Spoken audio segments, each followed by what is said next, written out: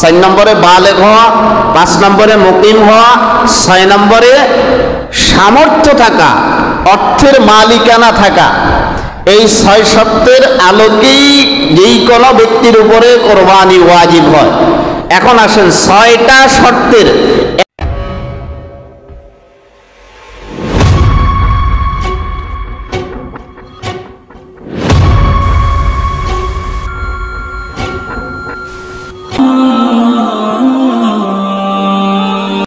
কি কি শর্ত থাকলে একজন লোককে কোরবানি করতে হবে। 1 নম্বর শর্ত হচ্ছে লোকটি আইয়াকুনা মুসলিমান, লোকটি মুসলমান হতে হবে। যিনি কোরবানি করবেন তিনি তার পরিচয় মুসলমান হতে হবে। তাহলে যার পরিচয় মুসলমান নয় তার উপরে কোরবানি ওয়াজিব নয়। 1 নম্বর শর্ত হচ্ছে আইয়াকুনা মুসলিমান, যিনি কোরবানি করবেন তাকে মুসলমান হতে হবে। তাহলে যার পরিচয় মুসলমান নয় তার উপরে কোরবানি ওয়াজিব নয়। 2 নম্বরে আইয়াকুনা হুররান, লোকটি স্বাধীন হতে হবে। আমরা যে বিষয়টি জানি মুসলমান হওয়ার পরে স্বাধীন হতে হবে। আগেরকার দিনে মানুষ যেরকম এখনকার সময়ে গরু ছাগল বিভিন্ন চতুষ্পদ জন্তু বিক্রি হয়, আজ থেকে প্রায় 1450 বছর আগে সারা পৃথিবীতে স্বীকৃতি স্বরূপ বিশ্ব বাণিজ্যের একটি বড় ব্যবসায়ের কেন্দ্র ছিল মানুষ বেচা কিনা।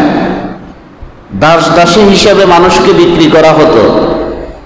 1 নম্বর শুধু মুসলমান হলে হবে না, 2 নম্বর লোকটিকে স্বাধীন হতে হবে। কৃতদাস হলে তার উপরে কোরবানি ওয়াজিব হবে না। এখন যেহেতু আন্তর্জাতিক আইন সহকারে সকল আইনের আলোকে মানুষ বিক্রি সম্পূর্ণ নিষিদ্ধ, এজন্য এখানে আমাদের আলোচনার বিষয়বস্তু তত জটিলতার কোনো প্রশ্নই আসে না। 1 নম্বরে লোকটিকে মুসলমান হতে হবে। 2 নম্বরে মুসলমান হলে হবে না,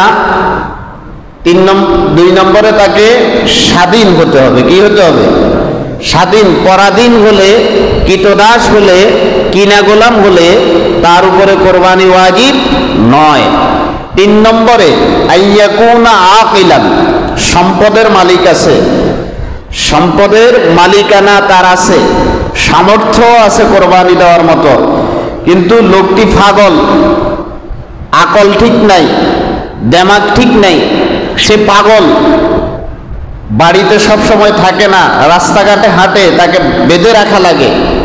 এজন্য 3 নম্বর শর্ত হচ্ছে শুধু মুসলমান হলে হবে না, তাকে স্বাধীন হতে হবে। শুধু স্বাধীন হলে হবে না, তাকে সুস্থ মস্তিষ্ক হওয়া লাগবে। পাগলের উপরে কোরবানি ওয়াজিব নয়। 4 নম্বর যেই শর্ত কোরবানি করার, যেই শর্ত আইয়াকুনা বালিগান, তাকে বালেগ হতে হবে। মুসলমানও ঠিক আছে, স্বাধীনও তার, এটা এই গুণটাও তার কাছে আছে, সুস্থ মস্তিষ্ক এই গুণটাও তার কাছে আছে, কিন্তু লাম ইয়াবলুগ, সেই এখনো বালেগ হয় নাই, তার উপরে কোরবানি ওয়াজিব হবে না। 5 নম্বর যেটা আইয়াকুনা মুকিমান, তাকে মুকিম হতে হবে। মুকিম মানে তিনি সফররত অবস্থায় থাকবেন না। সফররত অবস্থায় মানে 48 মাইলের অধিক সফরে যদি তিনি থাকেন তার উপরে কোরবানি ওয়াজিব হবে না। তাহলে মুকিম হতে হবে। কি হতে হবে? মুকিম, স্থানীয়, যেটাকে কি বলে, স্থানীয় এলাকায় থাকতে হবে। এলাকার ডিস্টেন্স যদি 48 মাইলের বেশি হয় তাহলে তার উপরে কোরবানি ওয়াজিব হবে না। কয় নম্বর গেল? 5 নম্বর। কয় নম্বর? 5 নম্বর। 6 নম্বর শর্ত হচ্ছে সাহিবুন নিসাব। 5টা শর্ত তার কাছে আছে, কিন্তু তার কাছে অর্থ নাই, কোরবানি দেওয়ার মতো অর্থ নাই, সামর্থ্য নেই, তার উপরে কোরবানি ওয়াজিব নয়। তাহলে কোরবানি ওয়াজিব হওয়ার শর্ত কয়টি? 6টি। কোরবানি ওয়াজিব হওয়ার শর্ত কয়টি? 6টি। সাহেবে নেসাব মানে কি?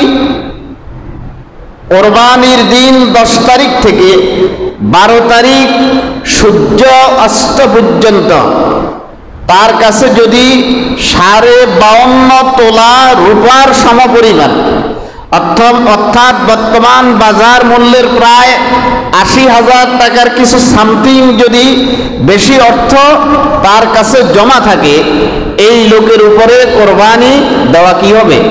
ওয়াজিব হবে।